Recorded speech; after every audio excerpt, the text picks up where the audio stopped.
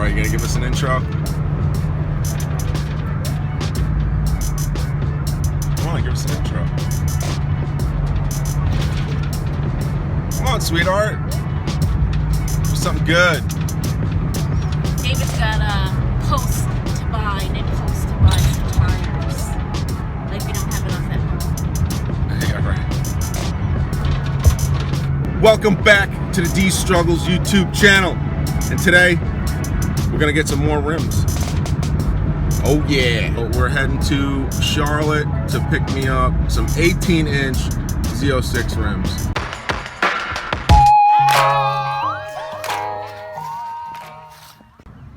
All right, we got them in the back. What is up, y'all? So I found these rims on Facebook Marketplace. Originally, the guy had them up for $450. By the time I actually seen them on there, they were down to $375. I shot him an offer for $250, and he counted me for $300, and we agreed on that price. So I ended up shooting out to Charlotte and scooping them up. So this guy left a nice little description. The front two are 18 by 9.5s, the rear are 18 by 10.5s, with the front tires being 285/30 and the rear tires being 285/35. Also state that the front two rims are powder coated black and the rear two are chrome, and both are plastic dipped gloss black. So once I got back to the house, I immediately started working on getting that plastic dip off. By the end of the first day, I had one of the front rims and one of the rear rims fully peeled. What is up, y'all? I'm back at it again. And then worked on it, scattered days in between that, peeling the other two. And then finally, days later, after that, got down to the sanding process. Went over to the old Harbor Freight, got us some sandpaper, our free flashlight. Y'all know how Harbor Freight does. We got a polishing kit.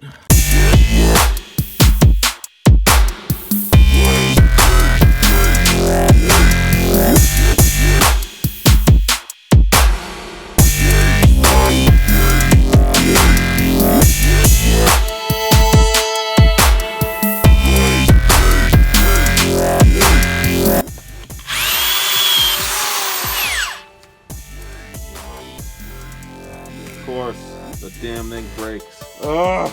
But I got an idea. Well, pretty much got the whole whip done. Just a couple little spots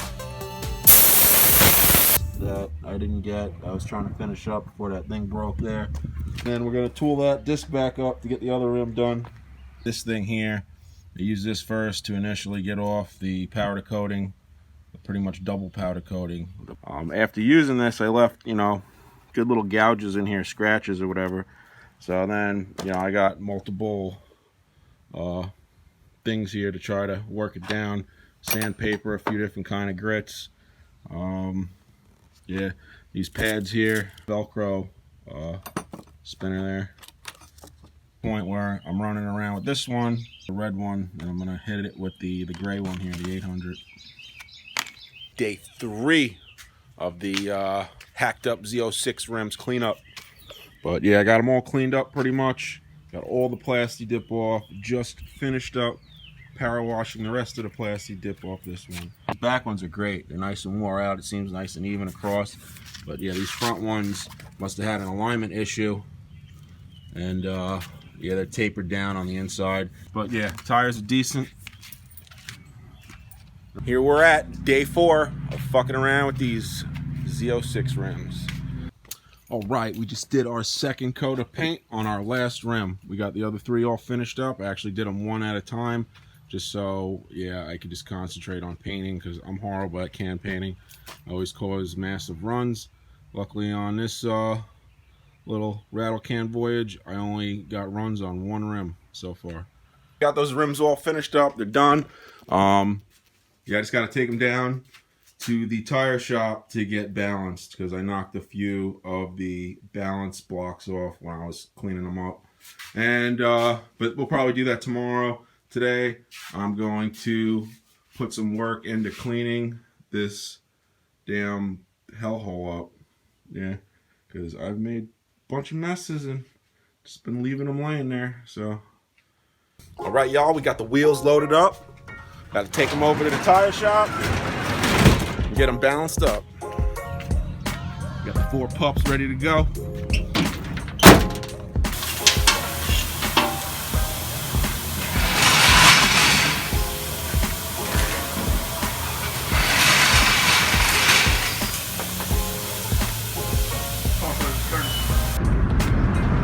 All balanced up and ready to go.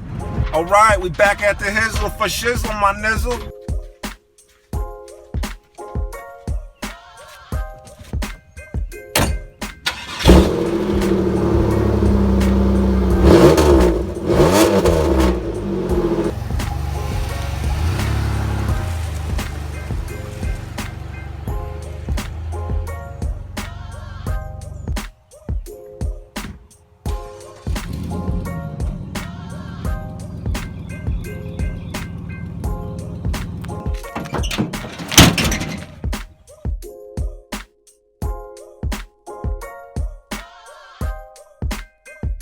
Alright, I got the car fully jacked up. I got all 4 wheels off the ground. I got 4 jack stands under there.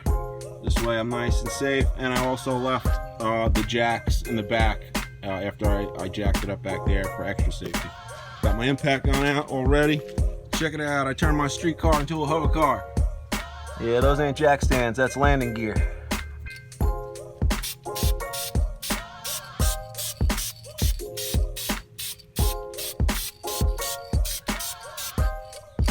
Alright, that don't look too bad. Actually looks nice. Actually was inspired by that C8 Corvette, that new blue color. And I seen on one of them I seen online, it had the calipers painted blue. So now it's like I got a C8. No, not really.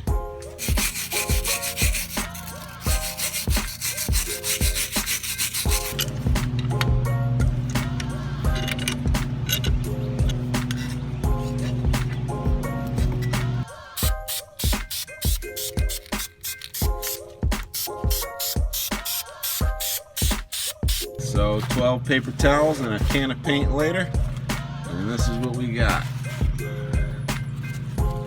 Oh, to the yeah.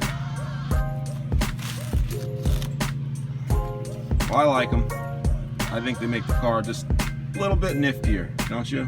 Yeah, I thought I wouldn't get paint on the rotors, but you know, even though I got a majority of it covered up, it still went through the little cracks. Nothing a little gas and a rag can't get off though, since the paint's still fresh. So there's one thing I should have did before I painted these fucking calipers was bleed the brakes again. All right, just got back from the auto parts store, got us some brake fluid, so I'm gonna go ahead and get this all bled out, and then we're gonna get those wheels on. Drip, drip, drip.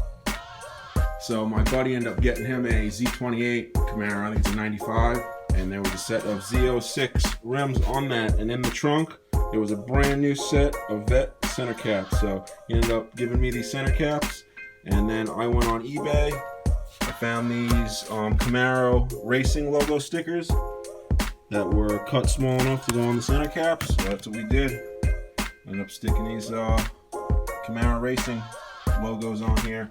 Originally I bought these ones first, the Corvette ones, but I ended up seeing these a little while after I ordered those, so yeah, we're going with those ones.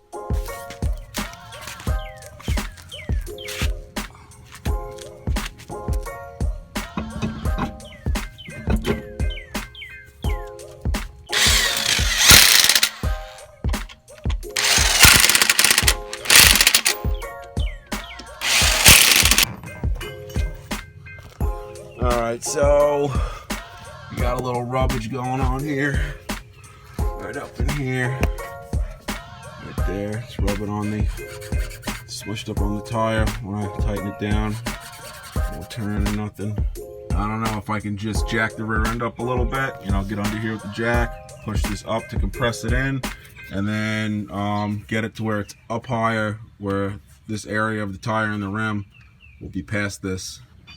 When I put the C5 rims on the black Camaro in the back there, I had to hammer the inner wheel well in to get the rim to fit in there to clear.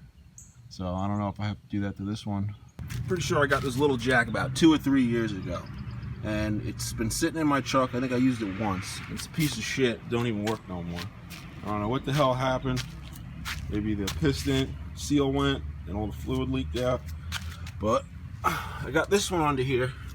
It's like almost 20 years old I've had. And I also think I bought this at AutoZone, same place I got that other one. And this one I haven't done nothing to, and it's been working great ever since. But anyway, what I did was, yeah, I jacked up the rear end to compress the spring and get it past the little rubber block piece that sticks out there, because that piece is actually for when the car bottoms out. It's supposed to be a little rubber block there, but it's broken off. But yeah, by doing that, I got it past it. Now, I've seen other guys online say, man, they mount these same rims up with no issue at all. So I'm not sure.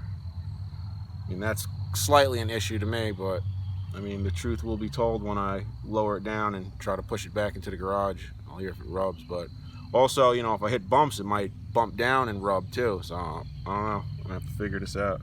Got them on. They look good. I like them.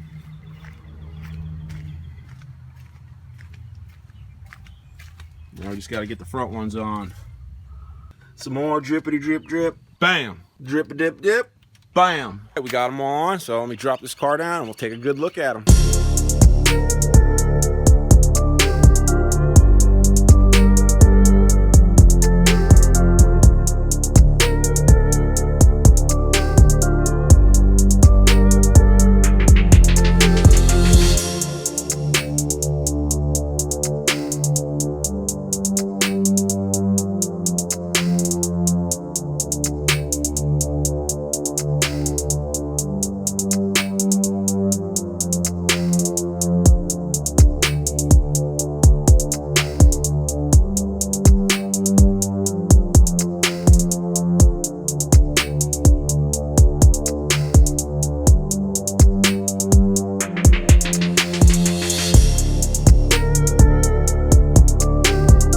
Back out here again.